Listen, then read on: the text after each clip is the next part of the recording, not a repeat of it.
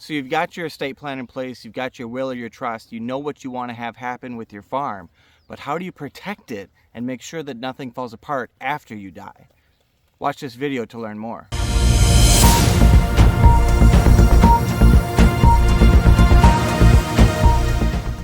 Hi, I'm Jason Wagner, the farm lawyer. Today we're talking about protecting the integrity of your plan and preventing everything from going upside down or sideways when you die. So what am I talking about here? I'm talking about will contests, trust challenges, people saying you didn't know what you're doing. This is becoming more and more frequent as the number of people that are dying is increasing, the amount of wealth that is passing is increasing, and we've got this ingrained idea that everything should pass equally. That is not a farm value, that comes from somewhere else, but the people that are bringing it are not farmers. They're imposing that on your farm estate plan. So what can we do about it? Well, first off, as I've said, don't wait until the last minute to put your plan together. That unfortunately looks like something that might be challenged. Think about it. You know, we've got an 84-year-old client says, I've never done an estate plan before. I haven't got a will or a trust. Well, as we know, by default, everything goes equally to the kids. So if he just does nothing and sits still, or that will falls apart and isn't held up, everything goes equally to the kids. There's no other question about it. So the stakes are very high. The likelihood of it being challenged is very high because the fallback plan is everything just goes equally because we don't have anything else in place. So lesson number one, get your estate plan in place early.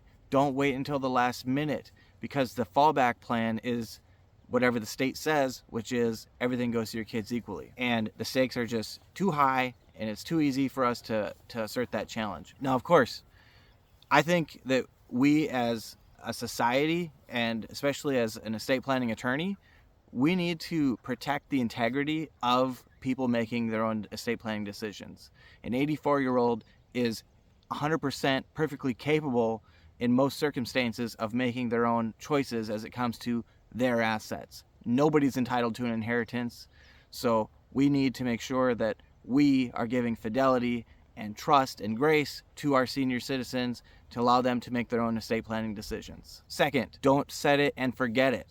I know this seems like the opposite of the first one I just said, but we don't want to set a plan and let it just sit by and do nothing with it for 20 years. Where I practice in southeastern Minnesota, I've seen multiple will challenges in the past few months. One was because he changed it too soon before he died. So of course he didn't have sound mind. When was he supposed to sign it? After he died? I mean, come on, get real. The other was that she signed it too far before she died. And that was 15 years ago. Could they have possibly meant that and just let it sit and maybe she forgot she did it? I mean, come on. So it doesn't do us good to say, well, we have this 15-year-old plan because apparently that can get challenged. And it doesn't do us so good to say, well, let's just sign it, right before we die. So plan early, but update it often. As in, I recommend every 3 to 5 years. Does that mean that we need to rewrite it and change it and, go through the whole process all over again? Not necessarily. Most of the time, no. But it shows to somebody that is needing to know, as in a judge or your non-farming children, that this wasn't something you just came up with 20 years ago. Everything's changed since then. That plan no longer makes sense in their eyes. And so how could you have possibly still wanted that? So review it, update it often, at least every 3 to 5 years. Example, we've had clients come in that were the beneficiaries, farm beneficiaries, and they had a right to purchase the farm at a discount or a set price. And the other kids say, well, yeah, but that was 20 years ago. That's not what Dad meant now. He didn't mean for you to get that right now. So they had to fight with it. Again, do we want to have that conversation? Do we even want to have to go down that path? Let's not do it. Another example, the farm had been passed along in part. Well, Mom or Dad never said anything to the kids that, hey, we're starting to transition this farm to your brother or sister, and then Mom or Dad dies and they find out that, oh, Mom and Dad didn't actually own the farm anymore? I didn't know about that. So now there's this, not only the grief of dealing with the loss of mom and dad, but they've also coming up with the surprise that not only are they not inheriting a portion of the farm, but the farm isn't even part of the estate anymore and hasn't been for at least a decade. So let's have these conversations, plan early and often. Which leads us to point number 3. Hey, communicate with your kids. I know these are difficult conversations, but think about it. You're gone. They don't trust their farming brother or sister for some reason. Maybe they think they've gotten too many privileges over their life, or they didn't work for it, whatever it is. I see this, okay? They come into my office or they hear from an attorney. They don't know me. They have zero reason in the world to trust me other than I'm the one that's saying, hey, see this document? It says that the farm is going to, the farming heir, or you might get a portion of the farm, but it can be bought out at a discount. Well, now all of a sudden they're getting, triple whammied on here. They're grieving. They're dealing with somebody they don't know, they don't trust, aka me, and they're getting this document just sort of slammed on them when they have no idea what to expect. So if you can talk to your kids, it makes a world of a difference. They know you, they trust you. I'd rather they hear it from you than they hear it from me. Does that mean they have to know every last detail? Of course not. Those details may change. But something as simple as saying, hey, we've just updated our estate plan. Here's the attorney that we're working with.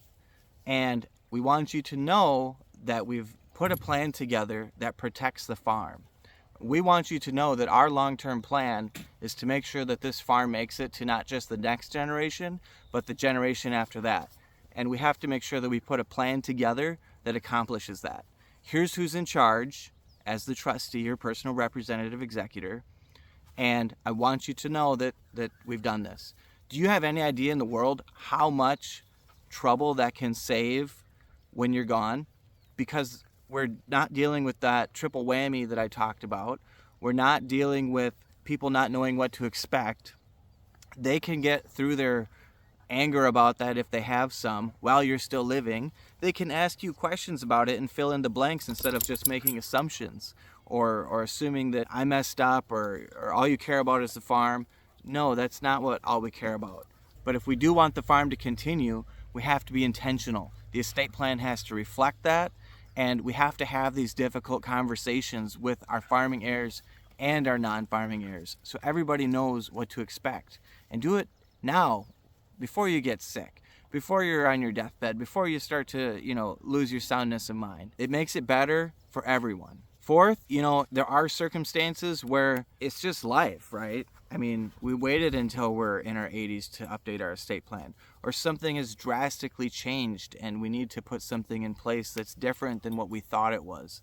So even though we planned early and we updated often, that fact pattern just isn't going to fit to the circumstances anymore because we have a change of heart or because the circumstances have changed so drastically that we need to make a drastic change in the estate plan. Well, now what can we do to protect that? This gets a little more difficult, but when a will challenge comes up, something that is often put in is undue influence or that you lacked capacity. So what does that mean? Undue influence.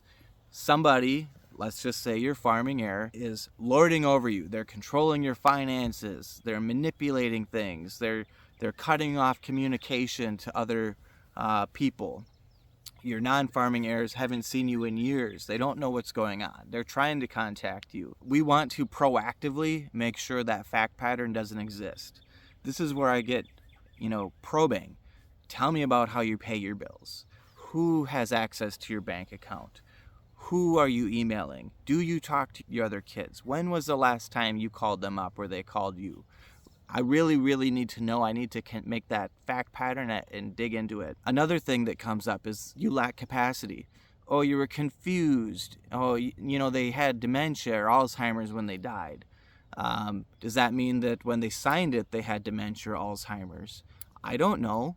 Let's find out, So this may be where we even start to look at the medical records or get a physician's opinion on, do you have soundness of mind? Because when it comes to a will challenge, those are the things that people look at. Those are the things that come into play. And if we can have that record there, to proactively prepare for a defense of the estate plan. Again, it's just going to help us in the long run to protect the integrity of the plan, and to ensure that your wishes are followed. If you like what you hear or want to learn more, follow me, the Farm Lawyer. I'm on Facebook, and subscribe to my YouTube channel.